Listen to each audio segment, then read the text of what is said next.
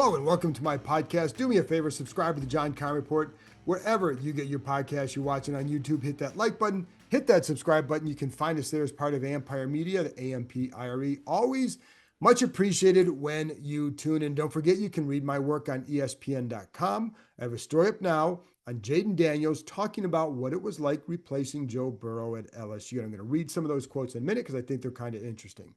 Also, I just wrapped up a few minutes ago another private session with the Gold members, giving 40-minute nice chat there, and so I always enjoy those. If you want to become a Gold member and participate in those chats, I answer every question you have, and I definitely am going to bring on more guests as well to answer some of your questions, and just whether it's about their playing days, about the current team, whatever it is. Anyway, you want to do that, go to the Ampire Media YouTube page on your laptop. You'll see the word join on the page, and you click on that and you go from there. So, join us for some chats and see what you like. Anyway, that's it from that standpoint. Now, today, I'm just going to give you kind of a little bit of an practice update, just kind of going over a few items to get you ready for this game and just some things that are going on with the Commanders. A lot of Jaden Daniels, but some other stuff as well. So let's start with Johnny Newton because it's not really necessarily news, but he's a guy that, people are going to wonder about. And he played 12 snaps last week, and Dan Quinn, said he was on a pitch count, so to speak, a snap count. He's going to play more on Monday and did not practice on Thursday, but they do plan on playing him more. He feels like, first of all, it was his first time playing. Like, he did not play in the preseason. He barely practiced in the summertime. He did not practice at all in the spring. It's an awful lot to ask somebody to go out there and do it in their first game. So I'm going to talk a little bit more about him in my 5 Things podcast on Sunday. But suffice to say, they're going to play him more, and I think he's a guy that provides a lot of energy. I do think it's someone it's going to take a minute for him to get up to speed. Again, he just hasn't played. Like, I'm going to go back to, not just with him, but some of the other stuff too. Like, certainly in hindsight, I think there's some more guys here that could have played in the preseason. I think those joint practices are wonderful, but I think when you have a new team, there's always that balance between you want to get them healthy. It's a long season, but it just feels like, man, these first few games end up to be like they're not preseason games, but this is when they're really starting to learn about who they have on their roster for sure. Anyways, but Johnny Newton, it wouldn't have affected him. He couldn't play, but he is going to play a little bit more on Monday night. How much more, I don't know. I think the other question is what then, because on Sunday they didn't want to make Jamin Davis active because they wanted more defensive tackles because of Newton's pitch count. Well, the guy they brought up from that, Carlos Watkins, got claimed by Dallas off the practice squad. So I don't know what they're going to do there. My thing would be you need to make Davis active. I think he's one of your better guys. I think, is he one of their stars on defense? No, but I think he's a guy that can help, and that speed can help. And I think so much of it depends on, do you think that Newton can play 20 snaps? It's a good difference. So if they think he can, and my guess is like that would be the next step, then you keep Davis active, and it gives you a little bit more speed on the field at times when he's in the game. And so I think listen, if you're trying to get that quarterback down, you want guys like that around running, especially in when it becomes a scramble situation. Like, he's a guy that can close very well. So anyways, that's what I would think will happen, but we'll see. Now, let's get to some of the topics today. Is Jaden Daniels. And one of the things, the story I wrote, I told you, is about him replacing Joe Burrow at LSU. And I think it was really, it's kind of, to be honest, to me, it's an instructive story on who he is. Because now, granted, it came 2 years after Burrow left. But when you're going there and you're 2 years removed from a national title and a guy that won the Heisman Trophy and went number 1 overall, you have to have a lot of confidence going to a place like that and playing in the SEC. But you also have to have the confidence that whatever comes your way, you're not gonna buckle. And he told a couple of us this so here's one of the quotes he had in the story. Said it was a crazy experience. The fans were very spoiled of what Joe did. They were looking for the next. My first year, I played really well, and it still wasn't enough for the fans. Coming back, I was like, okay, I'm not going to care what anybody says, and I had the year I had. You've got to earn the respect of people, but to come after Joe, it's not easy at all, man, not at all. And yet, he did it, and he came back. The first year, it's funny because Burrow had 16 touchdown passes his first year at LSU. Daniels had 17. So it's not like Burrow came in and did the same. They were kind of the same thing. And they were both, after that year, they would have been both probably considered mid-round picks. In fact, Mel Kiper told me that he had talked to Daniel's mom, Regina, multiple times and just convinced her like he needs to go back. And she heard that same message from a lot of other people. And he said, to her credit, she listened. So he comes back, and that's when he takes off. But it says a lot to me about how somebody handles a situation. And this is one of the things that Washington liked throughout this whole process, that they got to see Daniels get put in situations that revealed something about him. So you have him starting as a freshman at Arizona State and playing the way he did, and then you have him transferring to a much tougher conference, and then excelling, but also having to learn a new playbook, learn new teammates, and then follow a guy like that. Like it's not easy. And again, it wasn't a direct follow, but that was a standard that was set. And then if you're getting some heat after your first year, then it's going to be like, okay, well, how do you respond? Well, he responded by, the virtual reality work, the 5 a.m. workout sessions, etc. So that's why I say it reveals a lot about how he handled them. Their journeys were different. Burrow didn't play at Ohio State, so there was less known about him when he transferred to LSU. And me as an Ohio State guy, I knew that he was considered a good player and a really good competitor. I did not expect him to explode the way he did. We just never saw him at Ohio State because he got the 1 year where Haskins was the main backup. He was the main backup in part because Burrow broke his hand in the summer. So, but I always wondered as a fan there, like why after that, Haskins came in the 1 year and had a really good game against Michigan as a backup coming in and helped him win the game. But he wasn't automatically named the starter the next year. I'm like, well, why is that? What's going on? Well, a lot of it was because of how Burrow competes. So point is, like, he came in there a little bit differently, whereas Daniels came in there with a little bit more hype because he did more at Arizona State.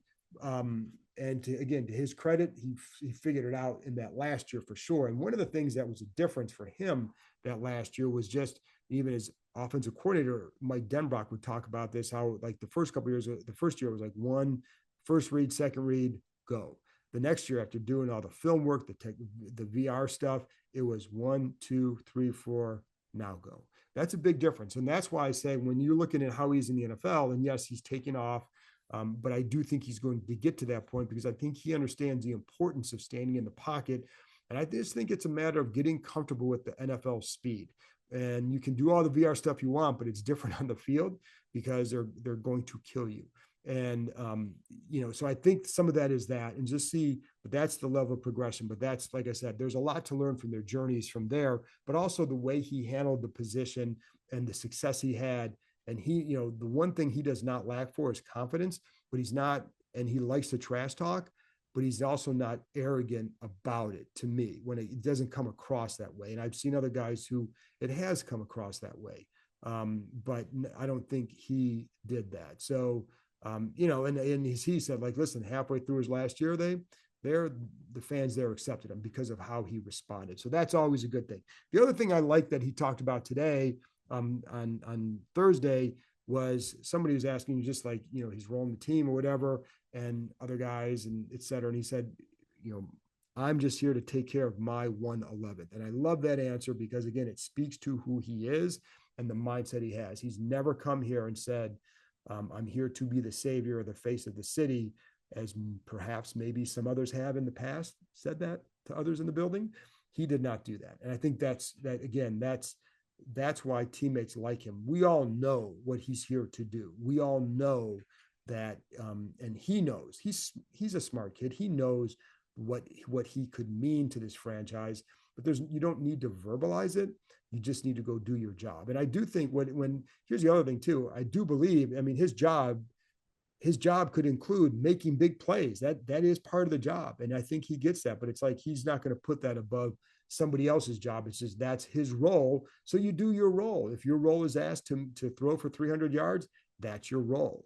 And you don't, and I think he takes that to heart. So I think I think it's a good thing. But again, I've told you this before, he's a very mature young man. I think that constantly comes through in these interviews and in the press conferences. et cetera. I think you're starting to see his personality come out more and more as well. And if you watch some of the press conferences, it's coming out. And you see him in the locker room, the way he interacts with so many guys. That I think there are some guys who just like being part of a team. I think that's him. One of the other topics always is going to be Terry McLaurin until he gets a lot of catches. What, 8 catches now in 2 games? Not a lot, and not for a lot of yards too, right? The question is he going to get the chances? Well, the one thing I'd go back and look at the first game. And I think some of this isn't meant to knock Jaden Daniels by any means. It's more to see like their opportunities there. And I think as the more time they get together, the more they're going to have those opportunities. And there was the deep ball that was missed, and there was the slot fade that I think as Jayden progresses, and it could be very soon. Listen, I could see him throwing the way it played out. It's better to throw a back shoulder there.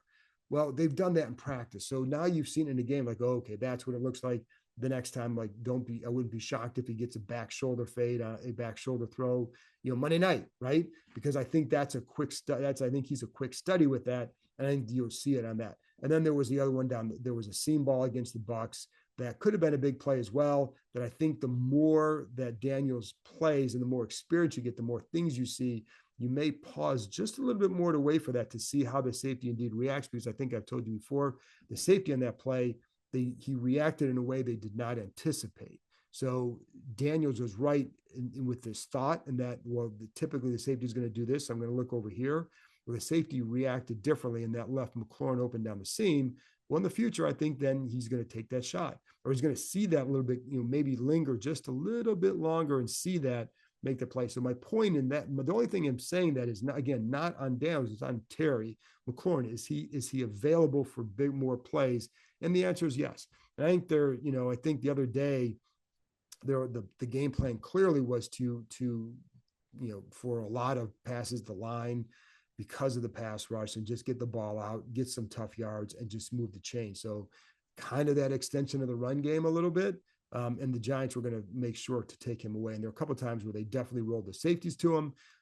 But I think they're going to be okay, because they had, again, I think I've told you, if there had been issues this summer with him, like, I'll be honest, like Jahan Dotson did not look good when he was here, and you watch him playing for the Eagles, like, well, didn't see it, but you saw it with McLaurin and Dotson. So I think they're going to get there. So that's not one that I'm really ready to worry about at this point. The other thing that Dan Quinn talked about too, and you start to look at formulas for winning, and one of which, of course, involves turnovers. And they've done a really good job protecting the ball, and he has done a really good job protecting the ball. And that's one of the things, going back to McLaurin, that Quinn even brought up, or that Daniels even brought up. Like, they're well aware of, they want to get the ball to him. What I like, though, is it's not a forced situation. They're not forcing the ball to him. And I think that's a good thing. And so, like, that's a mature thing too. Like, it'd be easy for a young quarterback to come in here. It's like, oh my gosh, I got to get in the ball. His job is to move the chains, and however you do that. And so I think, like, that's something that I think should be applauded, that, okay, they need to get it to him, but he doesn't need to force it either.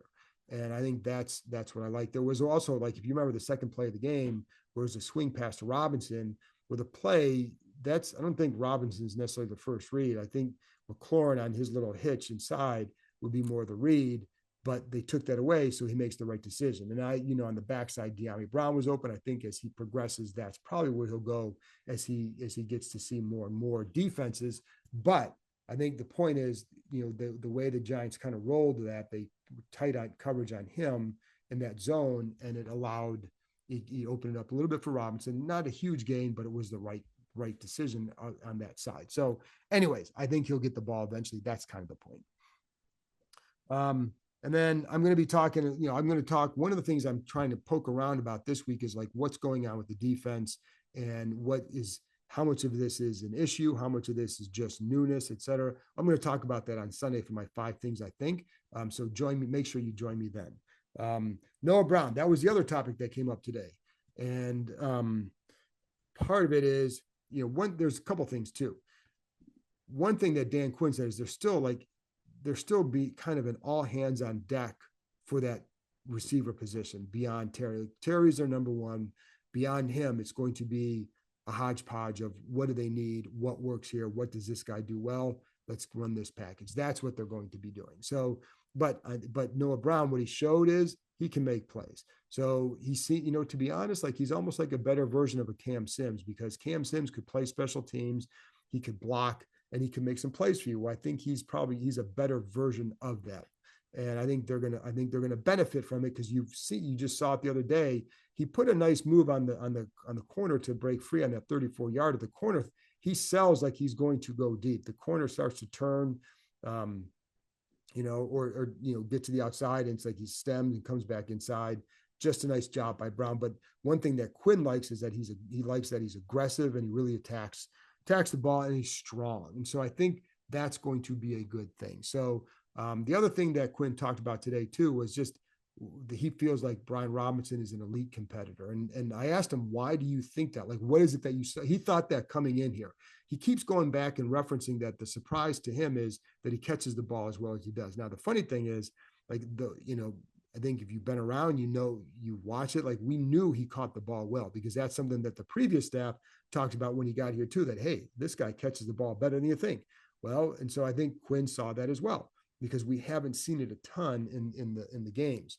But he did talk about the competitiveness that he has. I'm like, well, where did you see that? Because he said that coming in, he loved that. Well, what he saw was what his journey was at Alabama, and how he had to sit behind some talented guys, and he stayed. And maybe in this current climate, maybe he would have transferred, but he stayed, and he earned his spot, and he turned himself into this, and he's a solid NFL back. And he could be more than solid this year too. So, but I think that's one of the things that jumped out as well. So, anyway, but that is something that Quinn liked. And so I'm going to get more into the running game as well on Sunday too. And then one thing to note for Saturday, I'm going to have an interview with Ben Baby, our ESPN reporter from the Bengals, talking about some of their thoughts on Jaden Daniels, and also an update on what are the Commanders facing in the Bengals. And then over the next couple of days, I'm going to play a little radio clip from the LSU play-by-play guy, Chris Blair, talking about Joe Burrow and Jaden Daniels, and just for a few minutes, but I'll play that at the end of one of my segments. So anyway, folks, that's it from me. Appreciate you tuning in as always, and I'll be back on Saturday with ESPN's Ben Baby talking about the Cincinnati Bengals and their thoughts on Jaden Daniels and Washington. I'll talk to you next time.